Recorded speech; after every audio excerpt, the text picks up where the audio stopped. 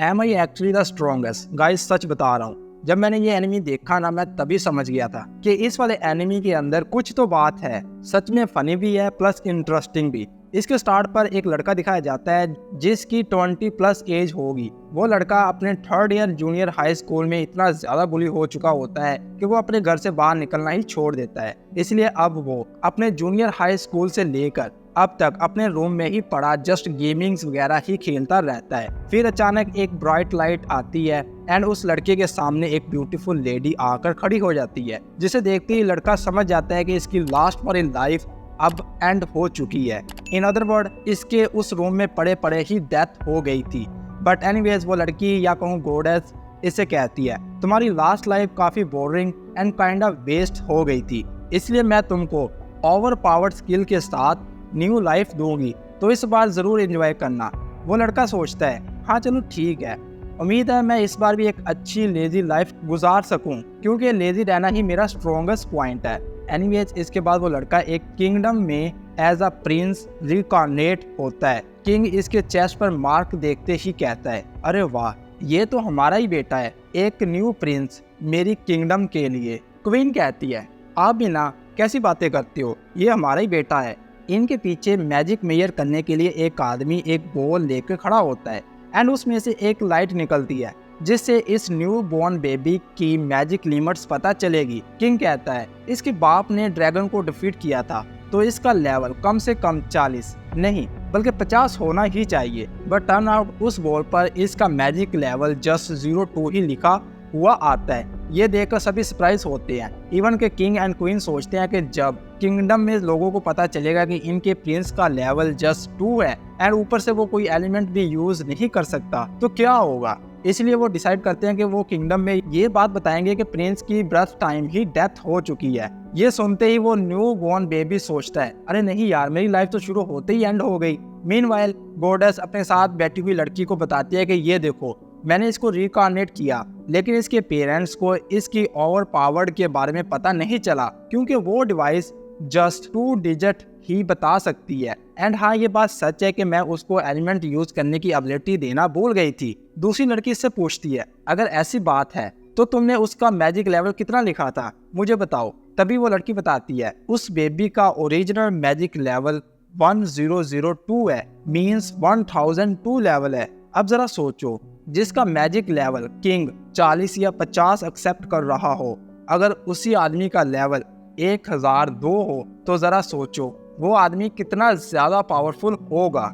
इसके बाद उस बेबी को एक फॉरेस्ट में मरने के लिए छोड़ दिया जाता है, जहाँ पर वो बेबी सोचता है, चलो मैं फ्री ही बैठा हूँ, चलो कुछ ना कुछ तो मैं अपना मैजिक टेस्ट कर ही लूँ। एंड वो अपनी इमेजिनेशन से एक क्यूब बनाने की कोशिश करता है एंड सक्सेसफुली क्रिएट भी कर लेता है। एंड काफी कुछ ट्राई करने के बाद इसको पता चलता है कि ओनली लिमिट इसकी इमेजिनेशन ही है। जिस तरह का वो मैजिक सोच सकता है, उस तरह की मैजिक एटम वो क्रिएट कर सकता है। इसलिए वो खुद के अराउंड एक क्यूब बनाकर इधर से कहीं और जाने लगता है। एंड अभी वो ये सोचता ही है कि अगर मैं कुछ और देर इधर रुकता तो हो सकता कोई वायर्ड एनिमल मुझ पर अटैक कर देता। फिर इतनी ही देर में इधर एक जायंट वुल्फ आकर इस पर अटैक भी कर देती है, पर अब क्योंकि वो एक इनविजिबल क्यूब में था तो इसलिए वो बच जाता है। इसके बाद वो उस वुल्फ पर अपनी इमेजिनेशन से न्यू आइडियाज जनरेट करते हुए अटैक करता है। इवन कि वो वुल्फ जब इस बड़े से पत्थर के नीचे आकर मरने वाली होती है, तभी वो सरेंडर कर देती है। एंड समहाउ जब भी वो वुल्फ बात करती है या बोलती है, तब ये लड़का उसकी आवाज़ सुन भी सकता है एंड समझ भी सकता है। इसलिए उसके सरेंडर करते ही वो इसको छोड़ देता है। पहले वो इस वुल्फ से बात करने की ट्राई करता है, पर इसके माउथ से आवाज़ नहीं निकलती। वो एक क्यूब क्रिएट करता है जो कि इसकी वॉइस को एम्पलीफाई करेगा। एंड अब उस क्यूब का यूज़ करते हुए वो लड़का बात कर सकता है। वो लड़का इसको बताता है कि मेरा नाम हारुतो है और मुझे मेरे पेरेंट्स ने अबैंडन कर दिया था क्योंकि मुझ में मैजिक लेवल बहुत लो है। ये सुनते ही वो फॉक्स कहती है, ये तुम कैसी बातें कर रहे हो, तुम्हारे मैजिक लेवल तो किसी भी दूसरे इंसान से बहुत ज़्यादा है, तुम तो बिल्कुल डीमन किंग जितने पावरफुल हो। ओह नो, कहीं तुम डीमन किंग तो नहीं। ये सुनते ही वो बेबी, अरे नहीं यार, हारुतो कहता है, हाँ तुमने सही कहा, मैं ही डीमन किंग हूँ। फिर वो फॉक्स कहती है, तो तुम मुझे अभी मार दो, मैं अपनी हार मानती हूँ। जिस पर हारुतो कहता है, फ्लाई तुम इधर से चली जाओ, एंड मैं भी इधर से चला जाता हूँ। एंड ये कहती वो इधर से जाने लगता है। तभी वो फॉक्स कहती है, तुमने मुझे न्यू लाइफ दी है और मुझे एक न्यू नेम भी दिया है। इसका मतलब आज से हम दोनों एक न्यू पैक में जुड़ चुके हैं। आज से तुम मेरे मास्टर हो। इससे पहले कि हारुतो कुछ कहता, वो लो एनर्जी होने की वजह से नीचे गिर जाता है एंड डिमांड करता है कि मुझे ब्रेस्ट मिल्क चाहिए। ये सुनते ही वो लड़की एक वुमेन फॉर्म में ट्रांसफॉर्म हो जाती है एंड इसको अपना ब्रेस्ट मिल्क ऑफर करती है क्योंकि वो हारुतो को मास्टर मानती है and master order is absolute. But Haruto मना कर देता है। इतनी ही देर में इधर एक सोल्जर टाइप आदमी आता है एंड इस हारुतो को मुझे दे दो कहता है, जिस पर फ्लाई कहती है वो मेरे मास्टर हैं। इसका मतलब वो मुझसे बिलोंग करते हैं एंड मैं तुम्हें हारुतो हैंड ओवर नहीं करूंगी। वो आदमी कहता है वो लड़का मेरी फैमिली से बिलोंग करता है एंड अभी तक तो इसको भूख लग रही होगी, ये लो एंड ये मिल्क इसे दे दो। फ्लाई कहती है तुम अब इसको बचाने क्यों आए हो?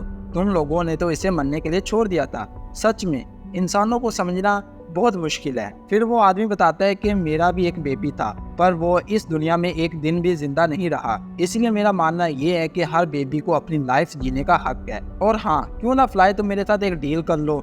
अगर तुम इसको अपना मास्टर समझती हो तो मैं तुम्हें इसका एज अटेंडेंस कंसीडर कर सकता हूँ। फ्लाई इसकी डील पर एग्री हो जाती है। फिर वो आदमी इस बास्केट पर अपना हैमर मारता है एंड कुछ ब्लड टाइप लिक्विड इस पर डाल देता है ताकि सभी देखने वाले को लगे कि वो यूजलेस प्रिंस अब मर चुका है एंड फाइनली इस बेबी को एक पीसफुल लाइफ जीने को मिल सके। जब वो तीनों इधर से जा रहे होते हैं तभी हारुतो फ्लाई से मिल्क मांगता है, जिस पर फ्लाई कहती है नो वे मास्टर, तुम अगर ब्रेस्ट मिल्क पियोगे तो वो मेरा मिल्क होगा। हारुतो ये सुनकर माइंड में कहता है अभी अभी फ्लाई ने सीरियसली बात कर रही थी या एज अ जॉब? अरे यार कोई मुझे जल्दी बताओ। इसके बाद दिखाया जाता है कि हारुतो एंड फ्लाई उसी आदमी की फैमिली के साथ रहने लग जाती है। इस फैमिली के साथ रहते रहते इनको 9 साल भी गुजर चुकी हैं, जो कि हारुतो का बिल्कुल भी प्लान नहीं था, लेकिन वो फिर भी 9 सालों से इनके साथ रह रहा है। इधर इसकी एक छोटी सिस्टर भी होती है जो कि इसके सामने शाय एक्ट करती है। बट हारुतो को हर बार मिसअंडरस्टैंडिंग होती है कि कहीं इसकी लिटिल सिस्टर इसको हेट करती है। कुछ देर के बाद हारुतो विंडो के पास खड़ा इन दोनों को खेलते हुए देख रहा होता है and little bit sad feel करता है। तभी इसके पास इसकी मॉम आती है। बेसिकली ये इसकी मॉम नहीं है बट लास्ट 9 सालों से वो इसे अपनी मॉम ही समझता आया है। वो इसको चेयर अप करने की कोशिश करती है, इवन कि इसको एडवाइस करती है कि क्यों ना तुम अपनी लिटिल सिस्टर जिसका नाम शार्लेट है एंड प्यार से सभी शॉ बुलाते हैं, इसको बाहर घुमाने के लिए ले जाओ। हारुतो अपने माइंड में कहता है आइडिया तो अच्छा है पर मैं ऐसा नहीं कर सकता क्योंकि मैं अपनी लास्ट वाली लाइफ में फुल एंटी सोशल पर्सन था। इसके बाद हारुतो अपने रूम में आ जाता है जहाँ पर वो अपने कॉपी रिपोर्ट बना रहा होता है क्योंकि वो इस फैमिली को छोड़कर जाना चाहता है एंड ये तभी हो सकता है जब किसी को पता ना चले। लेकिन फॉर सम रीजन इस कॉपी रिपोर्ट को कंप्लीट नहीं कर पा रहा होता एंड तभी इसको रियलाइज होता है कि अगर इसने सच में इस फैमिली को छोड़कर जाना है तो इसे एक्चुअली में 2 रोबोट बनाने पड़ेंगे। एंड ये रियलाइज होते ही वो और भी ज्यादा होपलेस हो जाता है। तभी डोर की दूसरी तरफ से इसका फादर इसको बाहर बुलाता है एंड बाहर गार्डन में लाकर इससे कहता है टाइम आ गया है बेटे, अब तुमको फाइट सिखाई जाए। बेचारे हारुतो के पास दूसरा कोई ऑप्शन तो होता नहीं, इसीलिए वो इसके साथ ट्रेनिंग करना स्टार्ट कर देता है। लेकिन जैसे ही वो अपनी फादर पर अटैक करता है तो इसका अटैक इतना ज्यादा पावरफुल होता है कि इसके फादर के भी होश उड़ जाते हैं जब वो देखता है कि एक सिंपल अटैक से वो लकड़ी की तलवार भी टूट चुकी है एंड जमीन में एक इतना बड़ा गड्ढा बन चुका है। इसके बाद वो इससे कहता है अब मैं अटैक करूंगा और तुम जस्ट डोज करना, ओके? एंड ये कहते ही वो अटैक कर देता है and guess what, Haruto easily उसको डोज कर लेता है जैसे कोई बेबी अपने टॉयज के साथ खेल रहा हो। लेकिन दूसरी तरफ इसका फादर कहता है इम्पॉसिबल, इस अटैक को डोज करने के लिए कम से कम 30 लेवल होने चाहिए। हारुतो तुम में कुछ तो ऐसी बात है, अब से हम इस ट्रेनिंग को इसी तरह जारी रखेंगे एंड एक दिन तुम बेस्ट वॉरियर बन जाओगे। वैसे ना हारुतो सोचता है कि आखिर कुछ तो वियर्ड है क्योंकि इसने अपनी तरफ से world best magic measurement device से अपना मैजिक टेस्ट किया था पर उधर भी 002 लेवल दिखाई दे रहा था। बट गाइस फनी थिंग ये है कि इस वर्ल्ड में कभी किसी आदमी का मैजिक लेवल 1000 तक गया ही नहीं, इसीलिए आज तक कोई ऐसी डिवाइस बनी नहीं जो कि 1000 मैजिक लेवल को मेजर कर सके।